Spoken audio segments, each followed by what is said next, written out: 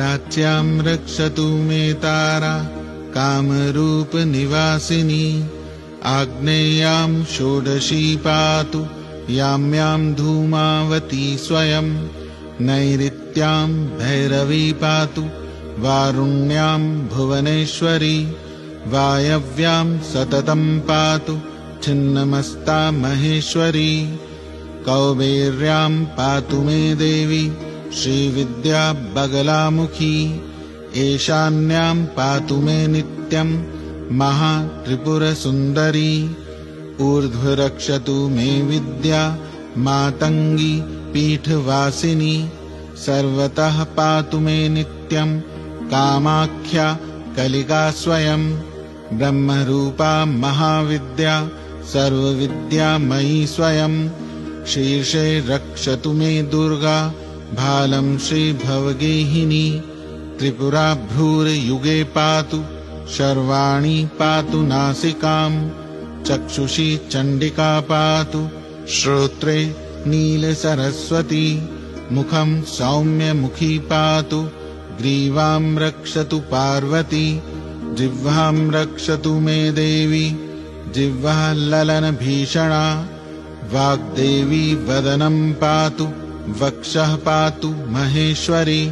बाहु महाभुजा पातु कराङ्गुलीः सुरेश्वरी। पृष्ठतः पातु भीमास्या कट्यां देवी दिगम्बरी। उदरं पातु मे नित्यं महाविद्या महोदरी। उग्रतारा महादेवी जङ्घोरु परिरक्षतु। गुदं मुष्कं च मेदं च नाभिं च सुरसुन्दरी। पादाङ्गुलिः सदा पातु भवानी त्रिदशेश्वरी।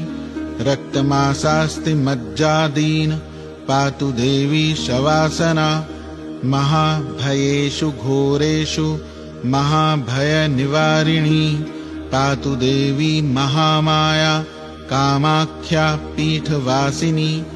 भस्माचलगता दिव्य सिंहासनकृताश्रया। पातु श्रीकालिका देवी सर्वोत्पातेषु सर्वदा। रक्षाहीनं तु यत्स्थानं कवचेनामपि वर्जितं तत्सर्वं सर्वदा पातु सर्वरक्षणकारिणी।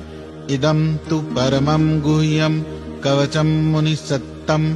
कामाख्याभयोक्तं ते सर्वरक्षाकरं परम्। अनेन कृत्वा रक्षां तु निर्भयः साधको भवेत्। न तं स्पृशेद भयं घोरं मन्त्रसिद्धिविरोधकं। जायते च मनः सिद्धिर्निर्विघ्नेन महामते। इदं यो धारयेत कण्ठे बाहौ वा कवचं महत्। अव्याहताज्ञः स भवेत् सर्वविद्याविशारदः। सर्वत्र लभते सौख्यं मङ्गलं तु दिने दिने। यः पठेत प्रयतो भूत्वा कवचं चेदमद्भुतं। स देव्याः पदवीं याति सत्यं सत्यं न संशयः।